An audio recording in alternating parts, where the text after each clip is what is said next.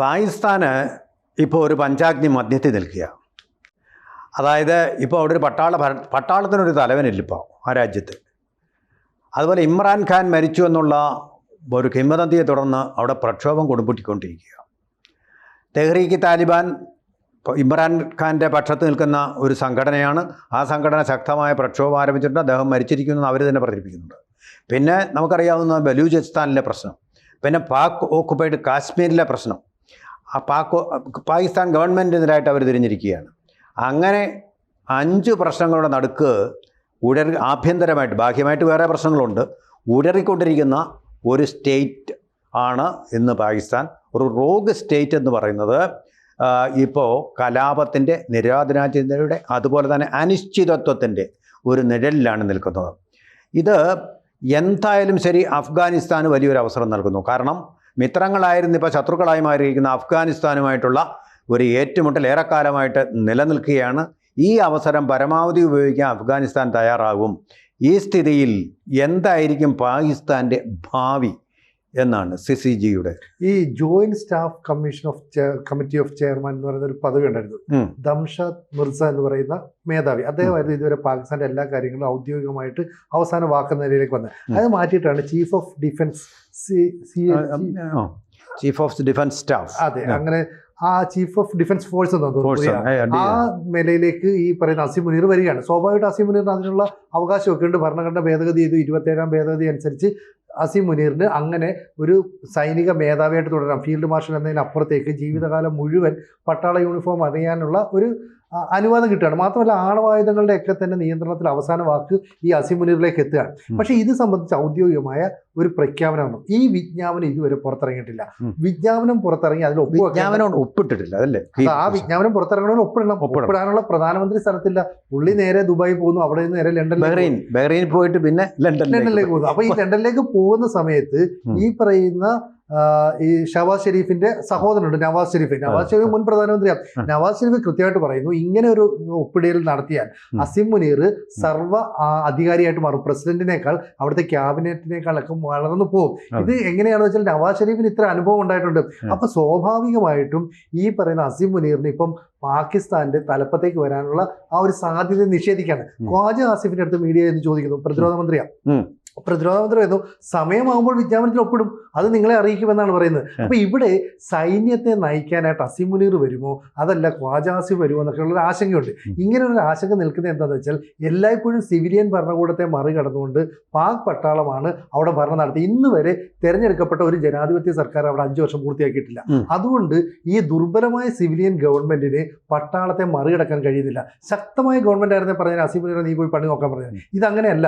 അസീം മുനീർ വിചാരിക്കുന്ന പോലെ കാര്യങ്ങൾ നടക്കുള്ളൂ. തികഞ്ഞ ഇന്ത്യ വിരുദ്ധനാണ്. അങ്ങനെയുള്ള ഒരാൾക്ക് വേണമെങ്കിൽ ഇന്ത്യക്കെതിരായിട്ടുള്ള ഒരു പ്രക്ഷോഭമോ കലാപമോ ഒക്കെ സൃഷ്ടിച്ചുകൊണ്ട് അവിടെ ചിതറി നിൽക്കുന്ന ജനങ്ങളെ പട്ടാളക്കാരെയൊക്കെ ഒന്നിപ്പിച്ചു കൊണ്ടുവരാനായിട്ട് ശ്രമിക്കാം. ഇത്തരം ഒരു നീക്കം മുന്നിൽ കണ്ടുകൊണ്ടാണ് ഈ അസീം മുനീറിന്റെ ഈ പറയുന്ന മുഖ്യ സൈന്യാധിപനാകാനുള്ള ഒരു നീക്കത്തെ തടയാൻ ഈ പറയുന്ന ഷഹബാസ് ഷെരീഫ് അല്ലെങ്കിൽ ഖ്വാജ ആസിഫ് ഒക്കെ തന്നെ ശ്രമിക്കാത്ത, അല്ലെങ്കിൽ അവർ ഈ വിജ്ഞാപനത്തിൽ ഒപ്പിടിക്കുന്നില്ല. അതുമാത്രമല്ല, ഇപ്പൊ പാകിസ്ഥാനിലെ മുൻ പ്രധാനമന്ത്രി ഇമ്രാൻഖാൻ, ഇയാൾ ജയിലിലാണെന്ന് പറയുന്നു. ഇയാളെ കാണാൻ 3 സഹോദരിമാരെ കാണാൻ അനുവദിക്കുന്നില്ല. എന്തിനാണ് കാണാൻ അനുവദിക്കുക? മാത്രമല്ല അവരെ പീഡിപ്പിക്കുകയും ചെയ്യുന്നു, അവരെ കയ്യേറ്റം ചെയ്യുന്നു പട്ടാളക്കാരെ. മറുപടിയില്ല അവർക്ക്. അത് എന്തിനാണെന്നുള്ളതാണ് ഇവിടുത്തെ മനസ്സിലാവും. അതാണ് എന്തോ ഒളിച്ചു വയ്ക്കാനുണ്ടെന്നാണ് തന്നെയാണ് എൻ്റെ അർത്ഥം. എന്ന് മാത്രമല്ല ഒരു കാര്യം കൂടെ നമ്മൾ കാണും. സിയാവുൽ ഹക്ക്, പർവേസ് മുഷറഫ്, ഈ 2 പട്ടാള മേധാവികളായിട്ടിരുന്നിട്ട് അവർ CC ഫോഴ്സ് F ആയിട്ടിരുന്നില്ല, അതായത് ചീഫ് ഓഫ് ഡിഫൻസ് ഫോഴ്സ് ആയിട്ട് ഇരുന്നിട്ടില്ല. അതിനു മുമ്പ് തന്നെ അട്ടിമറി നടത്തി ജനാധിപത്യ ഭരണകൂടങ്ങളിൽപ്പെട്ട ആൾക്കാരെ ഒന്നി തൂക്കിക്കൊല്ലുകയോ അല്ലെങ്കിൽ നിഷ്കാസിതരാക്കുകയോ ചെയ്ത ആൾക്കാരാണ്. അപ്പോൾ ആ അധികാരം കൊണ്ട് തന്നെ അവർക്ക് ജനാധിപത്യത്തെ അട്ടിമറിക്കാൻ കഴിയുന്നു. അപ്പോൾ ഇത്രയും ശക്തനായിട്ടുള്ള ചീഫ് ഓഫ് ഡിഫൻസ് ഫോഴ്സസ് ആയിട്ടുള്ള ആൾ അസീം മുനീർ ആയിക്കഴിഞ്ഞ് എന്തായിരിക്കും അതിൻ്റെ ഒരു സന്തുലനം? ജനാധിപത്യത്തെ അവിടെ ചവിട്ടി അരയ്ക്കും എന്നുള്ള കാര്യത്തിൽ എന്തെങ്കിലും സംശയമുണ്ടോ പാകിസ്ഥാൻ? അതവിടെ ഈ ഇദ്ദേഹം നാട് വിട്ടതെന്ന് പറഞ്ഞാൽ ഒരുപക്ഷെ ഇമ്രാൻഖാൻ ഉണ്ടോ ഇല്ലയോ എന്ന കാര്യം അറിയത്തില്ല. അടുത്തത് എൻ്റെ ആ നിറുക്കെന്നുള്ളതാണ്. കാരണം അയാൾക്ക് ജനാധിപത്യത്തിനകത്ത് വന്ന ആളാണ് വന്നതല്ല എന്നുള്ള കൃത്യമായ ബോധ്യമുണ്ട്. കാരണം ജനാധിപത്യത്തിൽ കൂടി അവിടെ അധികാരത്തിൽ വരാനായിരുന്നു കഴിഞ്ഞ പ്രാവശ്യം ഇമ്രാൻഖാൻ വന്നേ. അപ്പോൾ ഇമ്രാൻഖാൻ വരുന്നതിന് തടസ്സം നിന്ന് സൈന്യ മേധാവി, അന്നും സൈന്യ മേധാവിയുടെ റോള് കൃത്യമായിട്ട് അല്ലെങ്കിൽ അതിനെയെല്ലാം നിയന്ത്രിച്ചുകൊണ്ടിരുന്നത് ഈ പറയുന്ന മുനീറാണ്. അപ്പോൾ ഇതിനകത്ത് ഒപ്പിടത്തില്ല എന്നുള്ള സാങ്കേതികത്വം ഒന്നും അവിടെ നടക്കാൻ സാധ്യതയില്ല. കാരണം ഇത് പാർലമെൻറ്റ് ഭരണമെങ്കിലും അവിടെ അതിനകത്ത് അത് അവതരിപ്പിച്ച് അതിനകത്തൊരു ഭൂരിപക്ഷം ഉണ്ടാക്കിയ ബില്ല്, അത്തരത്തിലുള്ള ബില്ല് പാർലമെൻറ്റിൽ കൊണ്ടുവരണമെങ്കിൽ പിന്നെ ആ പാർലമെൻറ്റിനകത്തു നിന്ന് ആ ബില്ല് വെളിയിൽ വന്ന് ഒപ്പിടാതിരിക്കുക എന്ന് പറയുമ്പം അതിനകത്ത് പാർലമെൻറ്റിനകത്ത് സ്വാധീനം ഉണ്ടായിരുന്നെങ്കിൽ ഈ പ്രധാനമന്ത്രിക്ക്, ഈ പറഞ്ഞ പ്രതിരോധ മന്ത്രിക്ക് ആ ബില്ല് അവിടെ കൊണ്ടുവരാനോ അല്ലെങ്കിൽ അത്തരത്തിലൊരു ബില്ല് ചർച്ച ചെയ്യാൻ പോലും സാധിക്കത്തില്ല. അപ്പോൾ ആ പാർലമെൻറ്റൊക്കെ നിയന്ത്രിക്കുന്നത് അല്ലെങ്കിൽ ഈ ഇവരെ പ്രധാനമന്ത്രിയാക്കുന്നതിനും ഇത്തരത്തിലൊരു മന്ത്രിസഭ തെറ്റിക്കൂട്ടുന്നതിനും എല്ലാം സാധ്യമായിരുന്നത് മുനീറാണ്. ഇപ്പോൾ മുനീർ ആ ഒരു സ്വാധീനം വെച്ച് ഈ പറയുന്നത് പോലെ അമേരിക്കയുടെയൊക്കെ സ്വാധീനം വെച്ച് അമേരിക്ക കണ്ടിട്ടില്ലേ, അമേരിക്ക ചർച്ച ചെയ്യുന്ന ആരോടാ? അപ്പം പ്രധാനമന്ത്രി ചർച്ച ചെയ്യുന്ന അവിടുത്തെ അമേരിക്കയുടെ അല്ലെങ്കിൽ ട്രംപ് ചർച്ച ചെയ്യുന്ന ആരോടാണ് കാലങ്ങളായിട്ട്? പ്രധാനമന്ത്രിയോടാണ്. ഒരു രാജ്യത്തിൻ്റെ നയതന്ത്രം ചർച്ച ചെയ്യേണ്ടത് പ്രധാനമന്ത്രിയോടാണ്, മുനീറിനോടല്ലേ ചർച്ച ചെയ്യുന്നത്? പലയിടത്തും ചെല്ലുമ്പോൾ മുനീർ എന്ന് പറയുന്ന ആളെയല്ലേ പ്രത്യേക. ഇപ്പോൾ ഈജിപ്തിലെ അവസാനത്തെ ചർച്ച വന്ന മുനീറിനല്ലേ അതേ. അപ്പോൾ ഇതിനകത്ത് മുനീറിനെ ശരിക്കും പറഞ്ഞാൽ അവിടെ ഇപ്പം നിൽക്കുന്ന ആഭ്യന്തര വിഷയത്തിനകത്ത് അവർക്ക് ബോധ്യമല്ലാതെ വളരെ കൃത്യമായിട്ട് നേരത്തെ അട്ടിമറി എന്ന് നമ്മൾ നേരത്തെ അട്ടിമറിയാണ്. ഇപ്പോഴത് സൈലന്റ് ആയിട്ടുള്ള അട്ടിമറി, അത്രേ ഉള്ളൂ നടന്നിട്ട് പട്ടാള. പക്ഷേ അട്ടിമറി നടത്താതെ നേരിട്ട് ഭരണത്തിലേക്ക് എത്താനായിട്ട് ഈ ഭരണഘടനാ ഭേദഗതിയിലൂടെ ഇപ്പൊ അസീം മുനീറിന് സാധിക്കും. 27ാം ഭരണഘടന. അപ്പൊ ആ ഭേദഗതിയിലൂടെ ഇയാൾ ലക്ഷ്യം വെക്കുന്നത് എന്താ? തനിക്ക് ഇനിയും ഒരു 5 വർഷമോ 10 വർഷമോ ഈ പട്ടാള യൂണിഫോമിൽ കഴിയാം. മാത്രമല്ല ഒരു നിയമത്തിനും ആ പട്ടാള മേധാവിയെ ചോദ്യം ചെയ്യാൻ കഴിയില്ല. മാത്രമല്ല ഇത്തരത്തിലൊരു നീക്കം നടത്തി പറഞ്ഞാൽ ഈ അസീം മുനീർ കാലങ്ങളായിട്ട് സ്വരുക്കൂട്ടി വെച്ചേക്കുന്ന ചില തന്ത്രങ്ങളുണ്ട്. കുറേ കാലമായിട്ട് ഈ പറയുന്ന പോലെ ട്രംപ് വിളിക്കുന്നത് ഒരു രാജ്യത്തെ പ്രധാനമന്ത്രിയല്ല, അസീം മുനീറിനെയാണ് വിളിക്കുന്നത്. നിങ്ങൾ നമുക്കവിടെ നിന്ന് ചർച്ച ചെയ്യാമെന്നൊക്കെ പറയുന്നു, വൈറ്റ് ഹൗസിൽ കൂടിക്കാഴ്ച നടത്തുന്നു. എന്തിന്? ചൈനയുമായിട്ടുള്ള ബന്ധത്തെ പോലും അട്ടിമറിച്ച് ഇനി അമേരിക്കയുമായിട്ട് കൂടുതൽ ബന്ധം പുലർത്താമെന്ന് തീരുമാനമെടുക്കുന്നതും അസീം മുനീറാണ്. അപ്പം അസീം മുനീർ ദുർബലമായ ഒരു ഭരണകൂടത്തെ അട്ടിമറിക്കാതെ അവരെ സൈഡ് ലൈൻ ചെയ്തിട്ട് ഒറ്റയ്ക്ക് ഭരിക്കാനുള്ള നീക്കം നടത്തുന്നു. മാത്രമല്ല ഈ കര, വ്യോമ, നാവികസേനാ മേധാവികളെയൊക്കെ തീരുമാനിക്കാൻ നേരത്തെ പാർലമെൻറ്റിനും പ്രസിഡന്റിനുമായിരുന്നു അധികാരം. ആ അധികാരം ഉൾപ്പെടെ അസീം മുനീറിലേക്ക് വന്നു ചേരുകയാണ്. അങ്ങനെയുള്ള ഒരു നീക്കം നടത്തുമ്പോൾ ഇനി ലോകത്തിൻ്റെ നിയന്ത്രണം താനാണ് നടത്തുന്ന ഒരു പ്രതീതി സൃഷ്ടിക്കും. മാത്രമല്ല ഇയാൾ ഈ ഖുർആനൊക്കെ നന്നായിട്ട് പഠിച്ച ഒരാളാണ്. അതുകൊണ്ട് അത്തരത്തിലുള്ള തീവ്ര മതനിലപാടുള്ള ആളുകളെ കയ്യിലെടുക്കാൻ വളരെ പെട്ടെന്ന് പറ്റും. ഇയാളാണ് ഇന്ത്യ വിരുദ്ധ നിലപാടുമായിട്ട് ആദ്യം രംഗത്ത് വന്നത്. ഒരു സൈനിക ക്യാമ്പിൽ പരിപാടിയിൽ പങ്കെടുത്തുകൊണ്ടിരുന്നപ്പോൾ ഇയാൾ പറയുകയാണ് ജമ്മു കാശ്മീർ എന്ന് പറഞ്ഞാൽ പാകിസ്ഥാന്റെ കഴുത്തിലെ ഞരമ്പാണ്. ഈ പ്രഖ്യാപനം നടത്തി ഒരാഴ്ച കഴിഞ്ഞപ്പോഴാണ് ഈ പറയുന്ന പഹൽഗാം ആക്രമണം ഉണ്ടായത്. അപ്പൊ എത്രത്തോളം ആളുകളെ ഈ പറഞ്ഞ പ്രകോപിപ്പിച്ച് മുന്നോട്ട് കൊണ്ടുവരാൻ കഴിയുമെന്ന് അസീം മുനീറിന് കൃത്യമായ ധാരണയുണ്ട്. അപ്പൊ ഇയാൾക്ക് തന്റെ അധികാരം, തന്റെ പവർ, തന്റെ നീക്കങ്ങളെല്ലാം തന്നെ ഊട്ടിയുറപ്പിക്കാൻ ആഭ്യന്തരമായിട്ടും അതുപോലെ തന്നെ രാജ്യങ്ങൾക്ക് അപ്പുറത്തേക്ക് ഊട്ടിയുറപ്പിക്കണമെങ്കിൽ എന്തെങ്കിലും തരത്തിലുള്ള ഒരു സംഘർഷം വേണം. അപ്പൊ തന്റെ ഈ കിരീടധാരണം എന്ന് പറയുന്നത് ഇന്ത്യക്കെതിരായിട്ടുള്ള ഒരു ആക്രമണം നടത്തിയോ ഇന്ത്യയിൽ ഒരു കലാപം നടത്തിയോ മുന്നോട്ട് കൊണ്ടുപോകണമെന്ന് ആഗ്രഹിക്കുന്നു. ഇതിന് ഇയാൾക്ക് ആർക്കും ചോദിക്കണ്ട, ഇയാളൊക്കെ ചെയ്താൽ മതി. ആരാണ് ഈ അസീം മുനീറിന്റെ അടുത്തൊക്കെ ചോദിക്കാൻ വരുന്നത്? ഇതിനകത്ത് വേറെ കാര്യമുണ്ട്. അസീം മുനീർ ഇതുവരെ അയാളാണ് ഇതുവരെ വളരെ കാലം കൊണ്ട് നിയന്ത്രിച്ചിരുന്നത്. അതിനകത്ത് പ്രധാനമന്ത്രിക്കൊന്നും അവിടെ റോളൊന്നുമില്ല. ഇപ്പോൾ ഇതിനകത്ത് അദ്ദേഹത്തിന് പൂർണ്ണമായിട്ടൊരു അധികാരത്തിലേക്ക് വരികയാണ്. ഇതിനകത്ത് വലിയൊരു അപകടം എന്ന് പറഞ്ഞാൽ ഈ സ്വാതന്ത്ര്യാനന്തരം നമ്മുടെ ഇന്ത്യയും ഈ പറയുന്ന പാകിസ്ഥാനും ഒരേ സമയത്ത് അല്ലെങ്കിൽ ഒരു ദിവസത്തെ വ്യത്യാസത്തിനൊക്കെ സ്വാതന്ത്ര്യം കിട്ടും. അതിനുശേഷം ഭരണഘടന എത്ര തവണ ഭേദഗതി ചെയ്തിട്ടുണ്ടെന്നറിയാം. പാകിസ്ഥാൻ ഇഷ്ടമുള്ള പോലെ ഭരണഘടന ഭേദഗതി 27ാം ഭരണഘടന ഭേദഗതി നടത്തിയിട്ടുണ്ട്.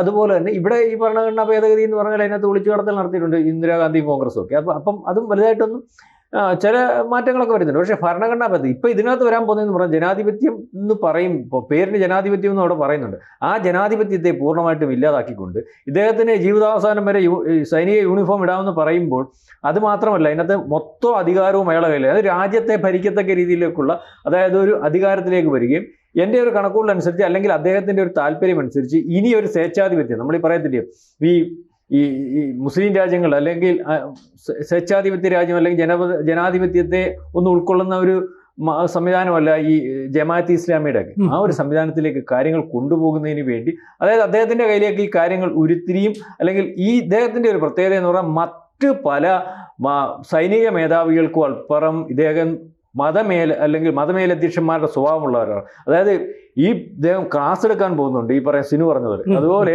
ഭീകരവാദം, തീവ്രവാദ ഗ്രൂപ്പുകൾക്ക് പോലും ക്ലാസ് എടുക്കുന്നു. അദ്ദേഹത്തിന് ഏറ്റവും പറ്റാകുന്നു കോട്ടിട്ട ഭീകരം അല്ലെങ്കിൽ കോട്ടിട്ട തീവ്രവാദി. അത്തരത്തിലേക്ക് പാകിസ്ഥാനകത്ത് ലെവലേശം ജനാധിപത്യമില്ലാത്ത ഒരവസ്ഥയിലേക്കും പാകിസ്ഥാൻ ഒരു സ്വേച്ഛാധിപത്യ അല്ലെങ്കിൽ പൂർണ്ണമായ മതരാഷ്ട്ര സംവിധാനത്തിലേക്ക്, അതായത് ഇപ്പം നമ്മൾ താലിബാനെയൊക്കെ ആ സ്റ്റേജിൽ കാണും. താലിബാനൊക്കെ അതിനകത്തുനിന്ന് മാറി ഇപ്പം ജനാധിപത്യത്തിലേക്കോ അല്ലെങ്കിൽ അമ്പലം അത്ര വേണമെന്ന് ചോദിച്ചുകൊണ്ടിരിക്കുന്ന സമയത്ത് ഈ ഒരു രാജ്യം അവരവസ്ഥയിലേക്ക് കൊണ്ടുപോകുന്നതിന് അതിന് വേണ്ട പിന്തുണ ഒരുപക്ഷെ പക്ഷേ ആ രാജ്യത്തിൻ്റെ ഒരു ട്രംപിൻ്റെ താല്പര്യം പാകിസ്ഥാനെ സംരക്ഷിക്കുന്നതിന് വേണ്ടി മുനീർ വേണം. അപ്പം പിന്നെ രാജ്യമൊന്നും അമേരിക്കയുടെ രീതി അനുസരിച്ച് അവരുടെ കൂടെ നിൽക്കുന്ന രാജ്യം പിറ്റേ കാലത്ത് ഇപ്പം അറിയാമല്ലോ, റഷ്യയുടെ ഫൈറ്റ് ചെയ്ത മറ്റേ രാജ്യത്തിൻ്റെ അവസ്ഥ, ഏത് രാജ്യത്തിൻ്റെ അവസ്ഥ അതേ ഉള്ളൂ, അവരുടെ താല്പര്യം മാത്രമേ ഉള്ളൂ. അപ്പോൾ ഈ രാജ്യത്തെ ആ ഒരു അവസ്ഥയിലേക്ക് കൊണ്ടെത്തിക്കാൻ, അല്ലെങ്കിൽ കച്ചവടം ചെയ്താൽ, അല്ലെങ്കിൽ ഇതിനുശേഷം ഈ ഇദ്ദേഹം ഉണ്ടല്ലോ മുനീറിൻ്റെ ഫാമിലി മൊത്തം ലണ്ടനിലാണ്. അയാൾക്ക് അതിന് ശേഷം ലണ്ടനിലോ അല്ലെങ്കിൽ രാജ്യം എഴുതി വിട്ടിട്ട് ഉള്ള കാര്യത്തിലോ അല്ലെങ്കിൽ ഈ രാജ്യത്തെ മതരാഷ്ട്ര സംവിധാനത്തിലേക്ക് കൊണ്ടുപോകുന്ന ഒരു അവസ്ഥയിലേക്ക് കാര്യങ്ങൾ നീങ്ങുന്നു എന്ന് വേണം നമുക്കിതിനകത്ത് മനസ്സിലാക്കാം. ഇതിനകത്തിപ്പോൾ പീപ്പിൾസ്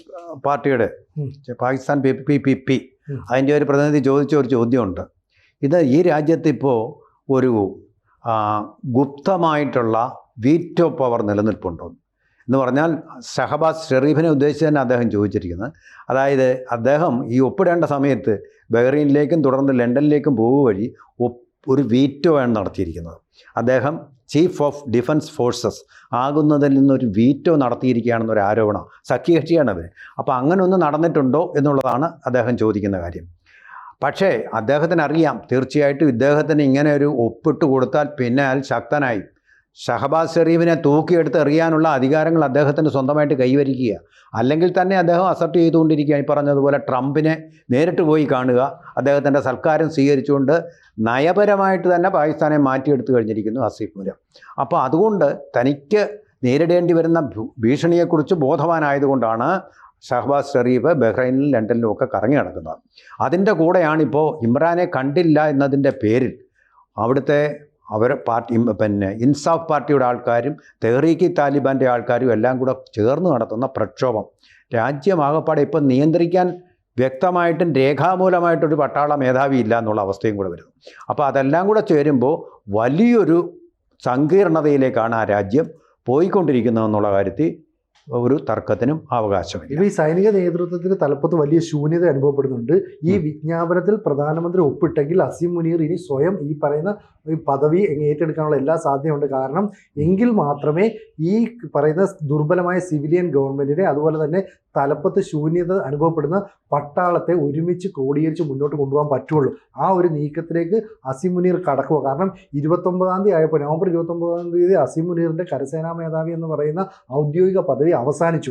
ഇപ്പോൾ പട്ടാളത്തിലുണ്ടോ ഇല്ലയോ എന്ന് പോലും സാധാരണക്കാര ആർമിക്ക് സംശയമാണ്. അപ്പോൾ ആ കാര്യങ്ങളിൽ അടിയന്തരമായ നിലപാട് സ്വീകരിക്കണം. എത്രയും പെട്ടെന്ന് ഇയാൾ ആ പദവിയിലേക്ക് എത്തുമോ, ഇനി ഈ പറഞ്ഞ ഷഹബാസ് ഷെരീഫ് തിരിച്ചു വരുമോ എന്നൊക്കെയുള്ളത് നമുക്ക് കാത്തിരുന്ന് കാലം കാത്തുവെച്ചിരിക്കുന്നു.